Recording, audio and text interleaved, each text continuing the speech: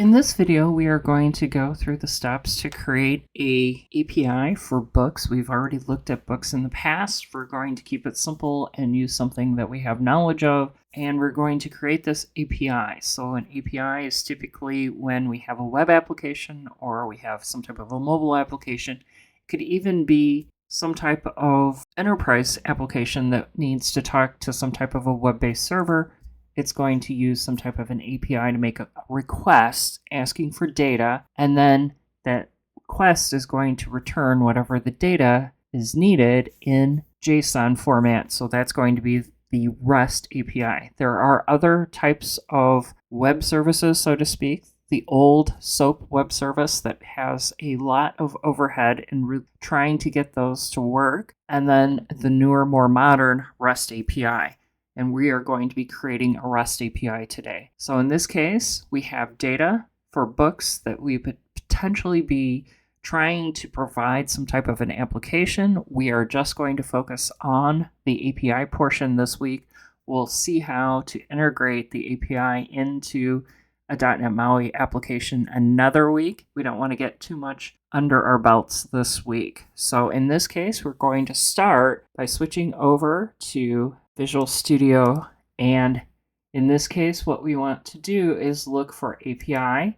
It's going to give us the templates, and we want to make sure that we are going to pick the ASP.NET Core Web API. This is going to be the one, not the ASP.NET Core Web API native AOT, but this one that doesn't have that native AOT. Then we're going to go ahead and say next, and we are going to give this a name of Books API. We are going to uncheck the configure for HTTPS. That just makes things a lot more complex. We don't want to necessarily have to do that. We're going to go ahead and allow the Open API and do not use top-level support and to use the controllers, and we'll take a look at how that works in a moment. We're going to go ahead and create our solution.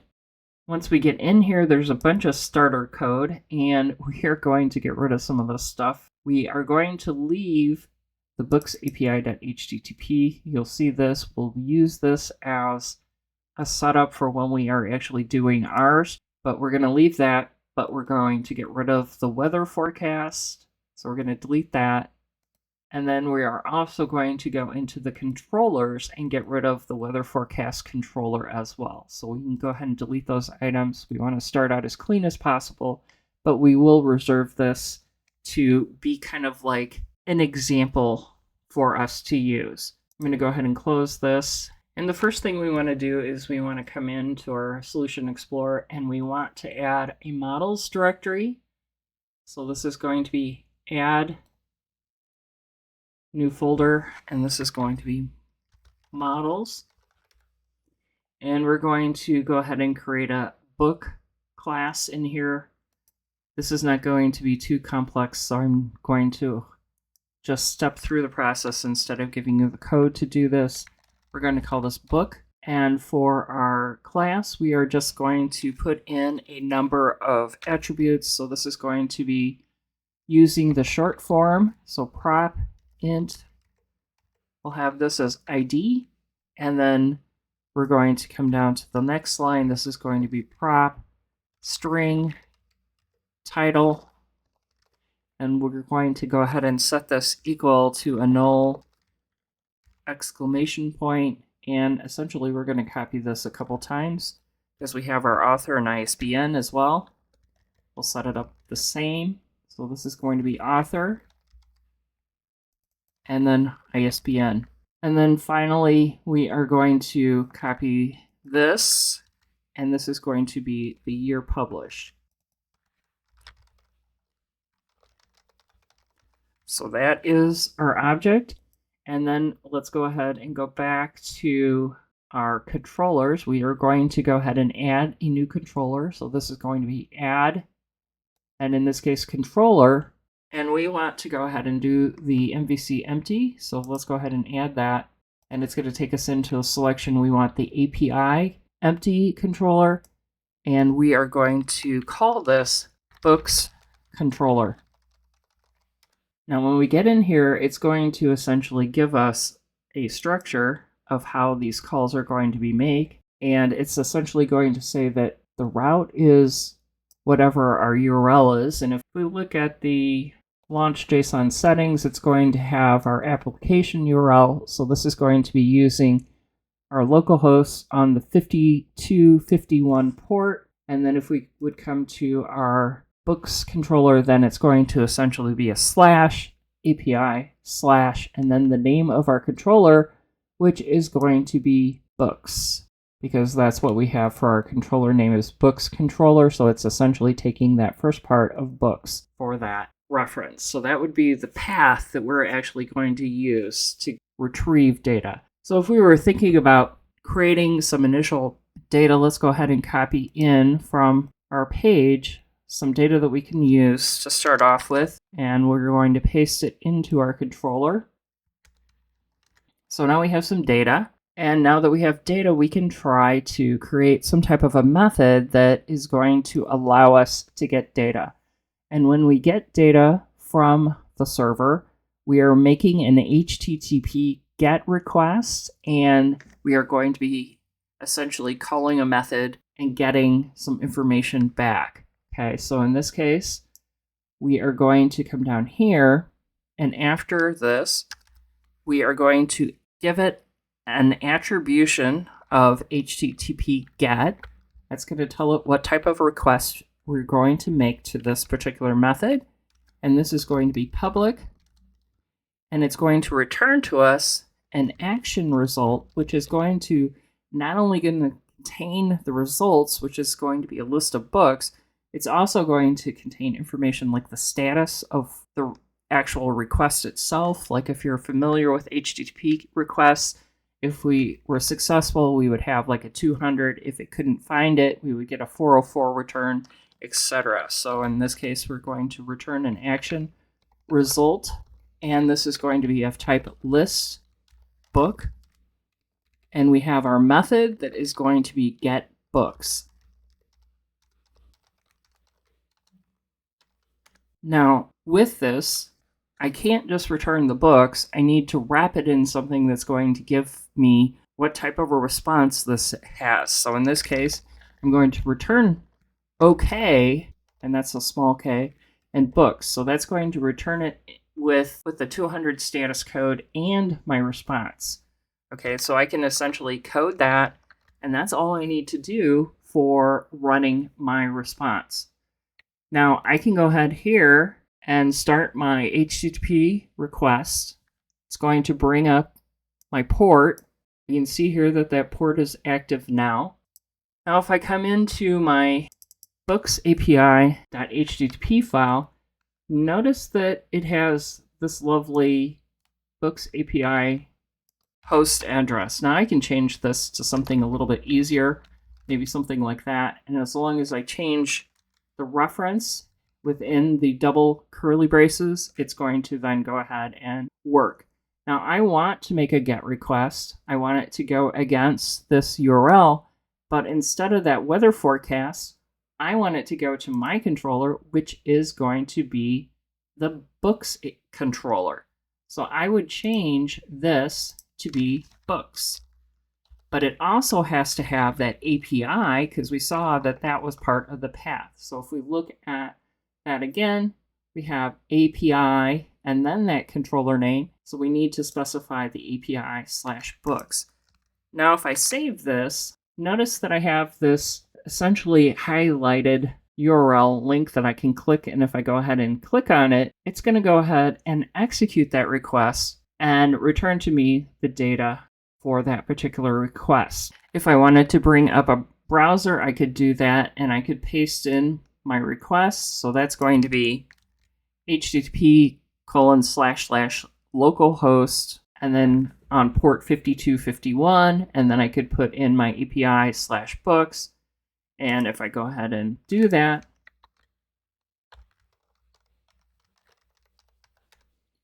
it's going to go ahead and return the response from that API request. And then I could go ahead and use the pretty print from within the browser itself, and that's going to show me all of the data nicely formatted in an array of book objects bunch of JSON that we could then take and convert into a list of books within our .NET program. We saw how we can do that with the serialize, deserialize options before. So we can do that. So that's going to give us one of our methods. But what happens if somebody wants to send a request asking for a specific book?